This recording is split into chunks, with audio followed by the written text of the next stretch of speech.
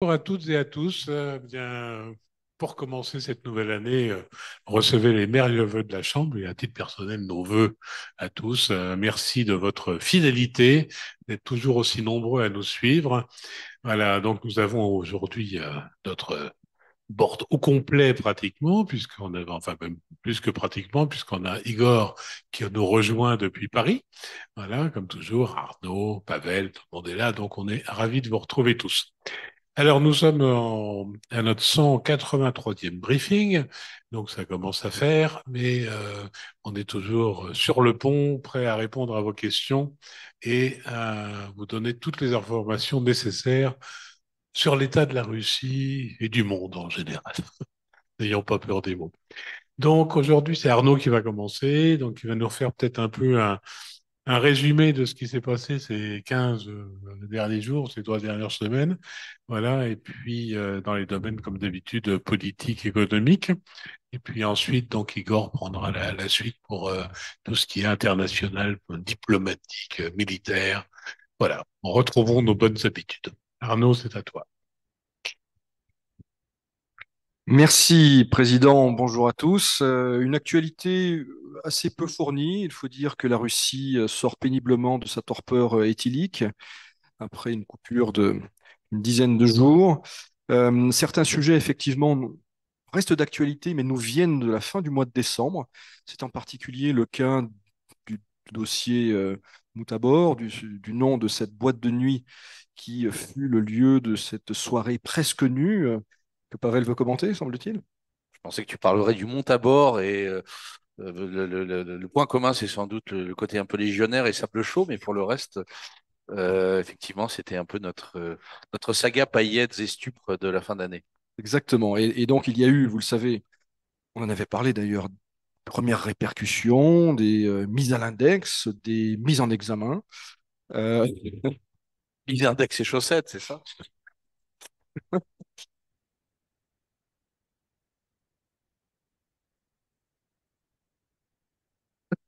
ça commence très fort. Des repentirs également, publics, et même une expiation via le front ukrainien. La dernière actualité liée au Mutabor, c'est la fermeture administrative pour 90 jours, ce qui veut dire que le don de ce qui a été présenté comme des reliques de Saint-Nicolas par le propriétaire de cette boîte de nuit au curé de la paroisse du coin n'a pas suffi manifestement pour empêcher cette issue judiciaire provisoire, mais qui n'est pas de très bon augure pour On est quand le même gérant. passé d'un organe génital mâle dans une chaussette à un relique de Saint-Nicolas, ce qui est une sorte de raccourci étonnant. J'essaie d'élever les débats, Pavel, j'essaie. J'en j'en viens à des sujets moins réjouissants, en tout cas un peu plus sérieux, même si, à mon avis, le sujet qu'on a évoqué est très sérieux. Il en dit long sur l'état d'esprit de certaines personnes au pouvoir, le fond de l'air quelque part à Moscou.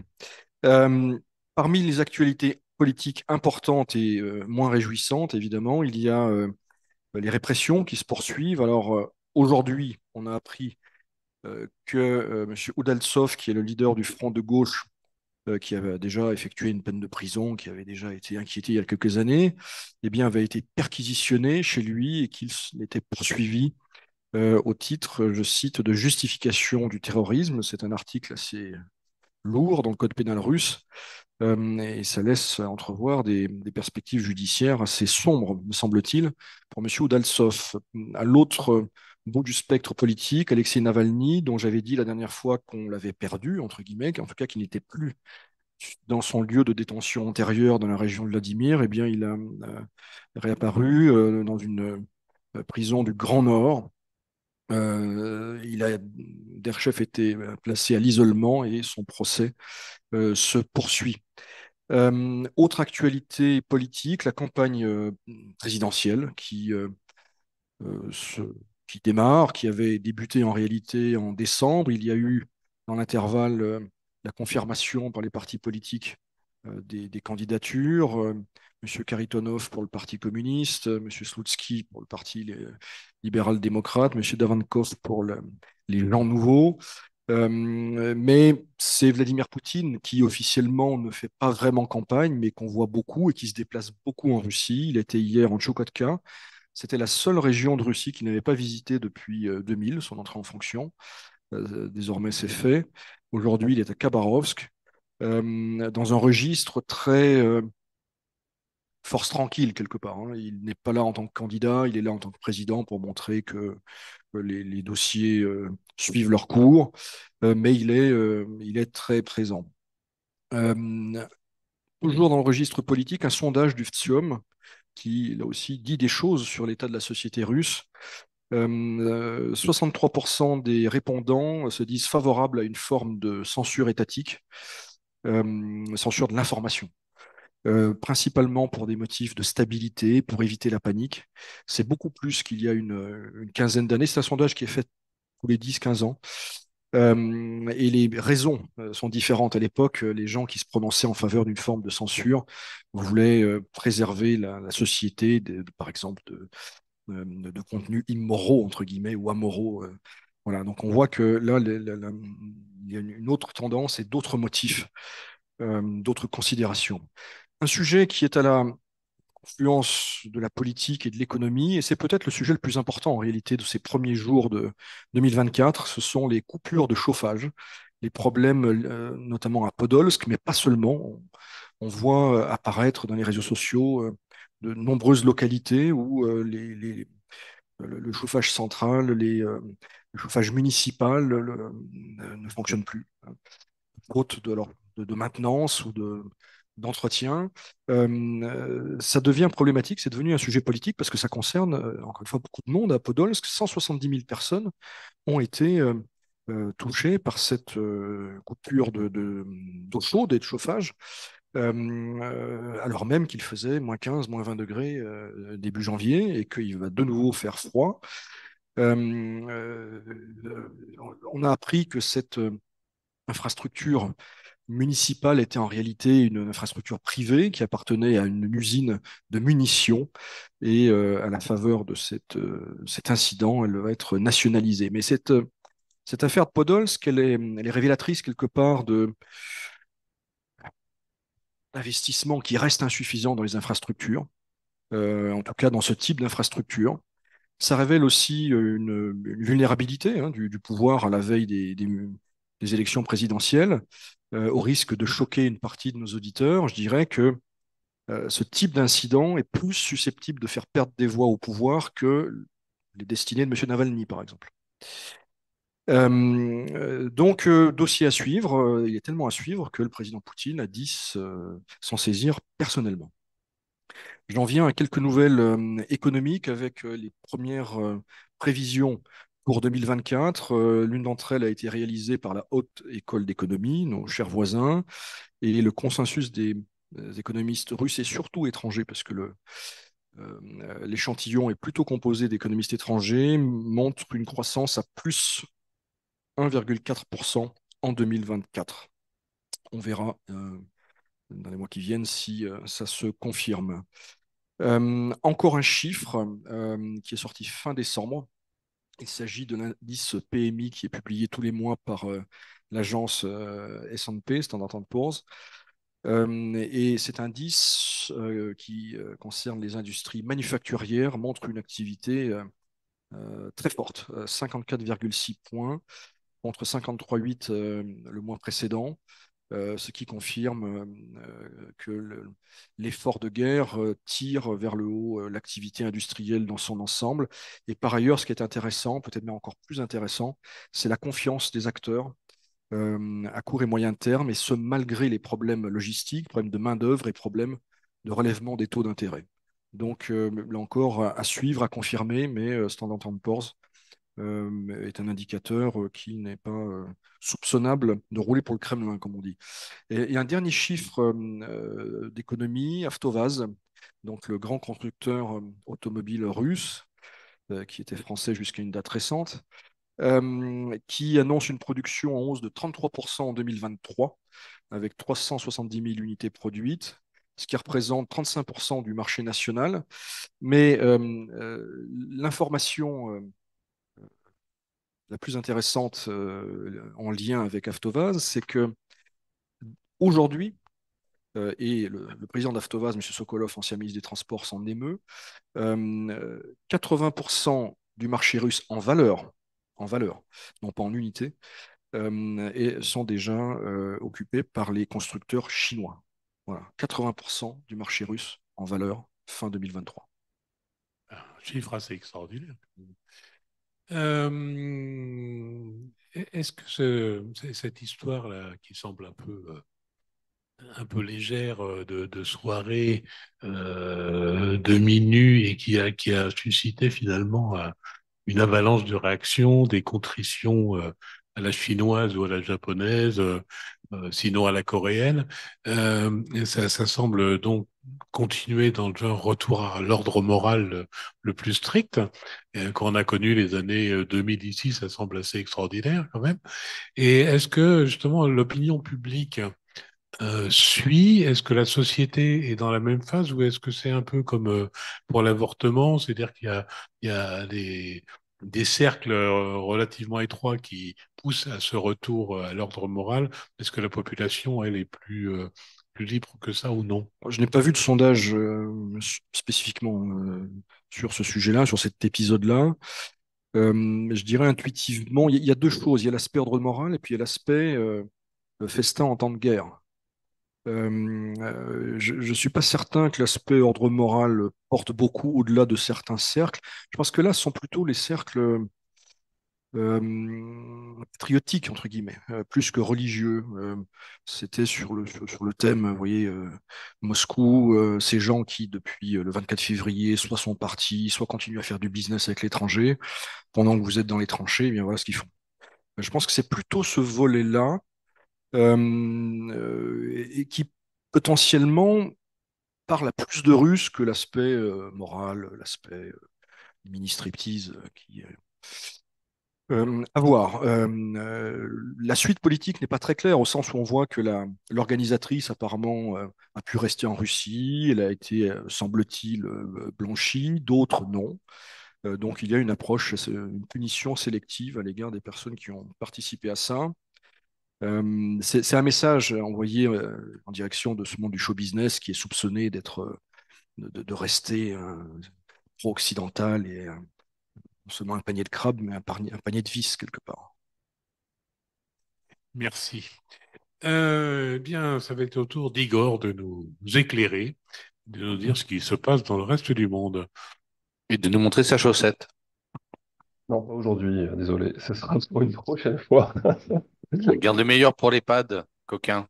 Exactement, voilà, c'est ça. Bon, bonjour à tous, ravi de vous retrouver pour ce premier briefing 2024. Alors, qu'est-ce qui s'est passé en matière de, je dirais, de politique extérieure et de dossiers extérieurs pendant ces vacances? Bon, pas énormément, mais néanmoins, il y a eu quelques papiers assez intéressants, certains diront même peut-être retentissants, qui sont publiés dans la presse anglo-saxonne pendant le mois de décembre et fin décembre et début janvier. Donc j'ai retenu d'abord un premier papier de Politico publié fin décembre, assez long d'ailleurs, hein, qui nous explique que les États-Unis et les Européens, les soutiens occidentaux de l'Ukraine, font évoluer leur stratégie et finalement sont en train peu à peu de remiser l'idée de victoire totale sur la Russie suite au dénouement, j'allais dire, de la contre-offensive ukrainienne dont on a parlé longuement au printemps, hein, et essayer d'évoluer vers une stratégie qui consiste à donner à l'Ukraine la main la plus forte possible en vue de futures négociations. Alors cette théorie de la main la plus forte possible, ça fait longtemps qu'on en entend parler. En fait, on en a entendu parler dès le printemps 2022, après l'échec d'Istanbul, hein, donc, que j'ai analysé ici aussi très longuement, hein, des pourparlers d'Istanbul. Sauf qu'à l'époque, l'idée de donner à la main à l'Ukraine cette main la plus forte, ça consistait à lui donner de l'armement, des munitions pour raccompagner, j'allais dire, la Russie sur les positions du 23 février et donc ensuite d'imposer quelque part un cessez-le-feu dans les conditions qui soient les plus favorables à l'Ukraine. Bon, aujourd'hui, ceci n'est plus d'actualité. On reste dans le quoi qu'il en coûte, quelque part, mais comme le quoi qu'il en coûte coûte quand même de plus en plus cher, eh bien, on semble quand même s'acheminer vers une posture, cette fois-ci défensive de l'Ukraine, et non plus offensive comme ça a été le cas pendant tout l'été, et même, on peut dire, même avant, hein. D'une part, renforcer la défense antiaérienne de l'Ukraine, casemater les positions ukrainiennes. Alors, c'est ce qui est fait depuis très longtemps dans la direction nord, en direction de la Biélorussie, par exemple, mais ce qui semble être manifestement de plus en plus le cas aussi sur toute la partie orientale de l'Ukraine, sur la ligne, ce qu'on appelle la ligne de contact.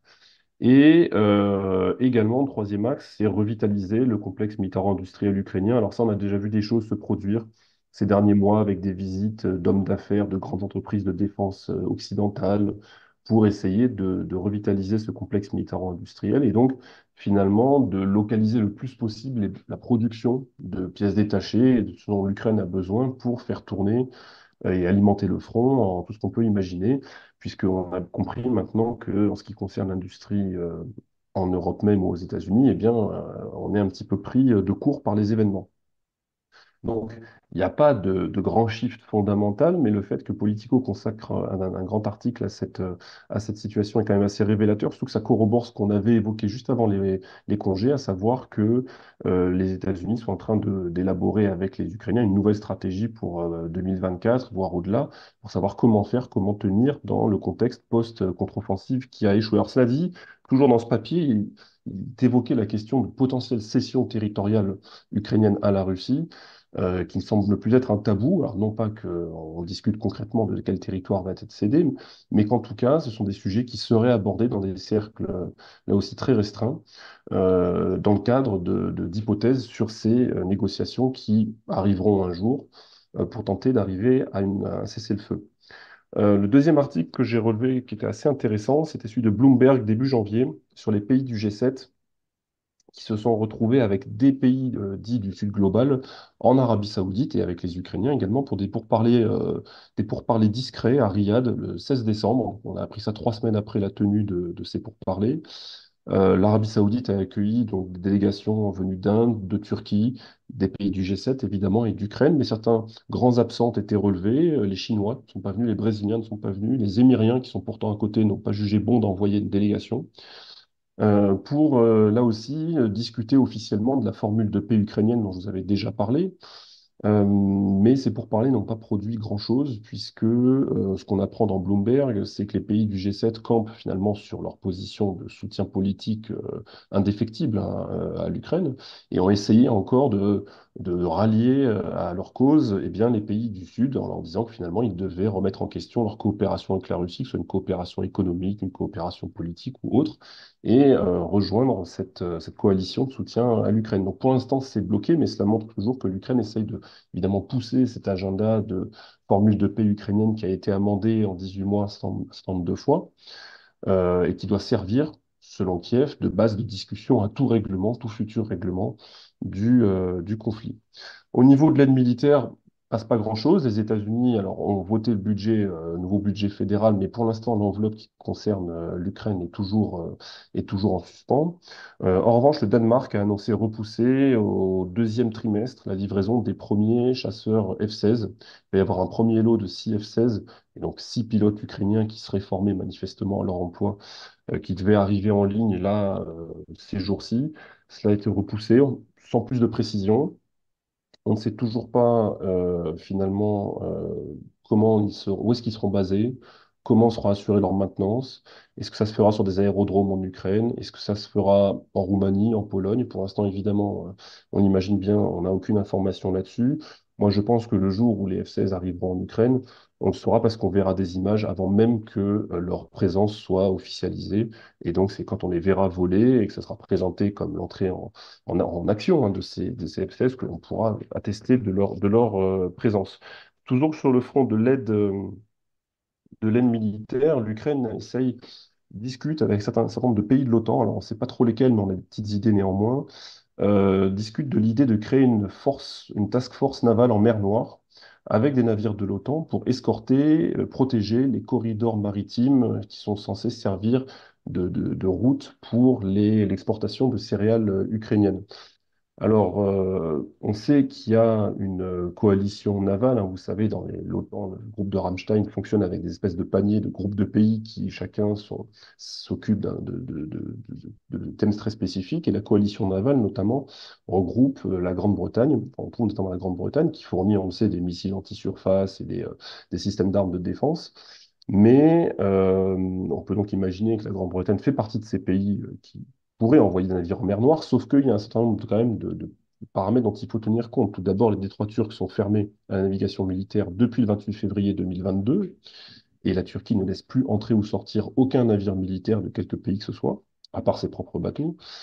D'autre part, il n'y a plus d'accord céréalier, ça on en a parlé assez longuement aussi l'an dernier. L'accord céréalier sanctuarisait un certain nombre de ports et effectivement permettait, à travers des corridors bien spécifiques, d'exportation de céréales ukrainiennes. Et aujourd'hui, pour ce qu'on en sait, il y a toujours des céréales ukrainiennes qui sont exportées, mais c'est de manière très irrégulière, très sporadique. Et on n'entend plus vraiment parler d'attaque, ni comment dirais-je, de frappe ou d'arraisonnement de navires commerciaux civils en mer Noire depuis un certain temps. Néanmoins, l'Ukraine essaye de pousser cet agenda. Alors, on peut comprendre, hein, il y a un précédent quand même en 2016 ou 2018, je sais plus très, j'ai oublié la date, mais certains pays de la mer Noire avaient déjà mis en avant c'est la création d'une task force navale otanienne, une espèce de force qui aurait vocation en permanence à patrouiller en mer Noire. Alors ces pays, c'était sans surprise la Roumanie notamment, hein, mais l'Ukraine en faisait aussi partie. C'est les Turcs qui avaient finalement dit qu'ils ne se prêteraient pas à ce jeu-là parce que c'était à l'époque jugé comme étant un peu de la provocation à l'égard de la Russie.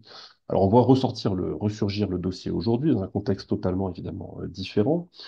Et là, il sera intéressant d'observer la position des Turcs, s'ils sont d'accord ou pas de s'aventurer sur ce chemin-là, auquel cas, ça voudrait dire qu'ils vont lever les restrictions de la Convention de Montreux et rouvrir la navigation militaire dans les détroits, ce qui présenterait aussi peut-être un avantage pour la Russie, qui permettrait de renvoyer de nouveaux navires en mer Noire. Mais là, en revanche, on aurait un nouveau terrain d'affrontement avec des risques d'escalade extrêmement sérieux dans le bassin même de la mer Noire. Parce que si on voit des bateaux de l'OTAN et des bateaux de guerre russes se croiser en mer Noire, vu le contexte quand même qui est extrêmement tendu et grave, on peut imaginer des choses très très sérieuses. Donc pour l'instant, ce sont des choses qui sont évidemment évoquées, mais il n'y a rien de précis. De toute façon, l'Ukraine n'a plus de marine de guerre, hein.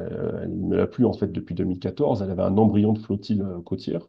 Cela dit, elle a passé des contrats avec des constructeurs étrangers pour se rebâtir là aussi un semblant de force navale, alors, des corvettes que les Turcs construisent et continuent de construire pour la marine ukrainienne, et la France aussi, qui construit des patrouilleurs et qui les envoie en mer Noire, mais sur des gros tankers qui les transportent, et pour l'instant, ces navires français sont stockés en Roumanie, en attendant que la situation, j'allais dire, se tasse sur le champ de bataille. Et puis, dernière actualité de ces vacances, le sujet de la confiscation des actifs de la Banque centrale russe. Là aussi, on a vu passer des informations et des choses assez significatives. Lors d'une réunion récente des ministres des Finances des pays du G7, les États-Unis auraient lancé l'idée de créer des groupes de travaux pour étudier les options permettant de confisquer ces actifs. On parle quand même de 300 milliards de dollars. Groupe de travaux donc, qui serait chargé d'étudier tous les scénarios qui découleraient d'une confiscation et donc d'avancer sur cette piste-là. Pour l'instant, on sait qu'il n'y a pas de consensus. Des pays comme la France, l'Allemagne ou l'Italie redoutent quand même des retours de flammes assez sérieux, y compris pour leurs entreprises actifs qui sont toujours présents sous une forme ou sous une autre en Russie. Et d'autres pays, en revanche, sont très allants sur le sujet, le Canada, évidemment, la Grande-Bretagne, le Japon aussi, qui sont plutôt favorables à ce qu'on avance sur le scénario de la confiscation de ces actifs-là. Euh, plusieurs sujets se sont posés. Certains pays qui sont plutôt sceptiques à l'égard ce scénario-là, de cette option-là, avancent l'idée que de toute façon, ces actifs sont insuffisants, même si 300 milliards, c'est une très belle somme, pour reconstruire l'Ukraine. D'autres disent que ce serait peut-être aussi contre-productif, puisque ça va démobiliser certains pays qui donnent de l'argent pour dire, bah, de toute façon, il y a 300 milliards, donc c'est bon, on peut lever le pied sur le financement de l'Ukraine. Donc il y a des effets pervers qui pourraient se produire de ce point de vue-là. Et puis surtout, il y a tous les effets incalculables sur les réactions d'autres pays, de pays tiers. Comment vont réagir les Arabes? Comment vont réagir les Chinois? Qui ont des dizaines, voire des centaines de milliards stockés dans des organismes en Belgique, au Luxembourg, aux États-Unis. Là, il y a des choses qui sont quand même assez évidemment sérieuses. Et puis certains disent, on foule au pied nos principes cardinaux quand même de la démocratie libérale en confisquant de manière complètement illégale la propriété privée. Enfin, on revient sur le principe de propriété quand même privée, ce qui est quand même très grave. Pour l'instant, ce qui se passe, c'est que une partie de cet argent, qui est notamment basé au Luxembourg, fructifier et les intérêts qui sont touchés par la fructification de cet argent pourraient être effectivement reversés. Évidemment, c'est des sommes bien moindres, hein, mais néanmoins, là, pourraient être reversés à l'Ukraine. On comprend que là, il y a la tentation pour certains finalement de trouver un substitut à des enveloppes qui sont bloquées par des parlements nationaux qui ne veulent pas voter telle ou telle enveloppe. Donc, c'est un sujet évidemment que l'on va suivre de très près. Voilà, Président, ce que je pouvais dire pour ce premier briefing 2024. Arnaud, tu voulais compléter, non? Alors, on a une question d'un de nos auditeurs fidèles qui, outre nous présenter ses meilleurs voeux, nous soumet une hypothèse. Bonjour, on parle aussi d'une tactique de mise en attente et maintien du conflit sans solution ni accord de cessez-le-feu ou paix qui durerait 8 ans environ et permettrait de voir changer les générations, partir le président russe et revenir dans 8 ans environ pour réengager une offensive active contre la Russie, affaiblie par ces années d'incertitude. L'enjeu pour les Occidentaux restant d'écraser la Russie à long terme. Qu'en pensez-vous? Bon, moi, ça me suscite enfin, deux idées. D'abord, je ne suis pas certain qu'à ce rythme-là, l'Ukraine puisse tenir 8 ans avec cette intensité quand même de conflits et d'affrontements. On voit déjà des volontés qui s'effilochent dans ses soutiens. Est-ce que dans 8 ans, quelle sera la situation? Je dis pas que la situation sera toute rose côté russe. Côté russe aussi, 8 ans, c'est long et l'économie, évidemment, prendra un coup. Mais le différentiel net, humain, économique, militaire, bref, entre la Russie et l'Ukraine, prises séparément, évidemment, n'est pas en faveur de l'Ukraine. Alors, si on s'inscrit dans une durée de 8 ans, ça fait quand même beaucoup. Et la deuxième idée, c'est que quand on parlait d'adhésion à l'Union européenne et surtout d'adhésion à l'OTAN, bon, on a entendu des déclarations de responsables politiques qui disaient de toute façon, oui, l'Ukraine a vocation à rentrer dans l'OTAN, mais tant qu'il y a un conflit, on ne peut pas l'intégrer. Et donc, quelque part, ça suppose qu'il y a un intérêt pour la Russie à faire durer le conflit, puisqu'on laisse entendre que le jour où le conflit s'arrête, ce qui restera territorialement de l'Ukraine, eh bien, aura vocation à rentrer dans l'OTAN. Maintenant, de là à dire qu'il faut que ça dure 8 ans, je ne sais pas pourquoi 8 ans d'ailleurs, j'en sais rien, pourquoi pas 6, pourquoi pas 4 ou 2. Bon, ce qui est certain, c'est que là, les Russes, oui, s'inscrivent dans une durée, je dirais, de moyen terme. Je pense que déjà l'année 2024, jusqu'à l'élection présidentielle américaine, je imagine difficilement de négocier quoi que ce soit et arrêter suspendre l'option militaire. Donc, ça nous amène déjà au moins à 2025. Mais non, 8 ans, ça me paraît quand même excessivement long. Si je puis me permettre, l'une des hypothèses qui paraît très crédible, c'est qu'il n'y ait pas de négociation en réalité. C'est qu'à un moment, le conflit cesse à l'initiative d'une des parties, de l'autre, mais qu'il n'y ait pas de négociation, qu'il n'y ait pas de Minsk 4 ou 5. Et on le voit, côté ukrainien, il y a une intransigeance, il est même interdit de négocier. C'est autre chose que le retour aux frontières de 91. Et la Russie, effectivement, hein, en réalité, a intérêt à réduire territorialement l'Ukraine le plus possible.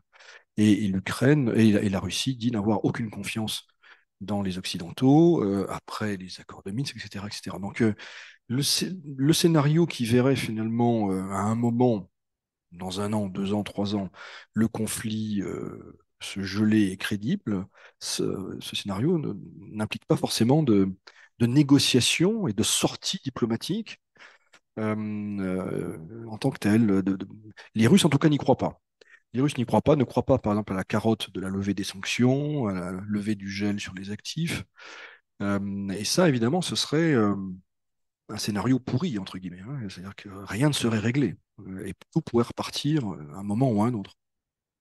Et une question pour toi, Igor. Est-ce que tu penses que la nomination de Gabriel Attal pourrait être un game changer aussi bien dans le conflit israélo-palestinien que dans le conflit russo-ukrainien? Pas vraiment de réponse là-dessus. Non, mais c'est pas son portefeuille, Pavel, tu sais très bien. Gabriel Attal était dans le Pas-de-Calais hier, rencontrer les gendarmes, je crois, mais il n'est pas allé dans les territoires. C'est dommage qu'Henry Kissinger l'ait manqué de peu. Ouais. Je crois qu'il y avait une petite différence d'âge entre les deux quand même.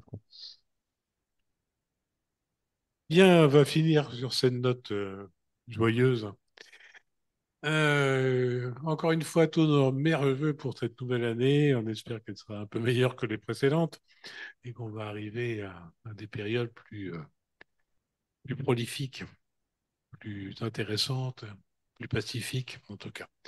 Pour nos adhérents, ils seront moscovites. Notez la date du 24 janvier où nous aurons la cérémonie des vœux avec l'occasion de partager tous ensemble une excellente galette, de Et ce sera désigner au des rois et Moutabour. des reines, malgré notre... Malgré les 24 janvier, qui... malgré, exactement, de 23. Mm. Et voilà, donc on vous attend tous autour d'un bon cidre également qu'on vient de goûter et qui est excellent. Donc, notez bien cette date et on vous attend nombreux. Euh, oui, un mot, monsieur comme le... dit notre ami le rappeur à la chaussette, tenez bon. Voilà. Comme toujours, la CCI France-Russie se tient à vos côtés. À bientôt pour notre prochain briefing. À la semaine À prochaine. bientôt.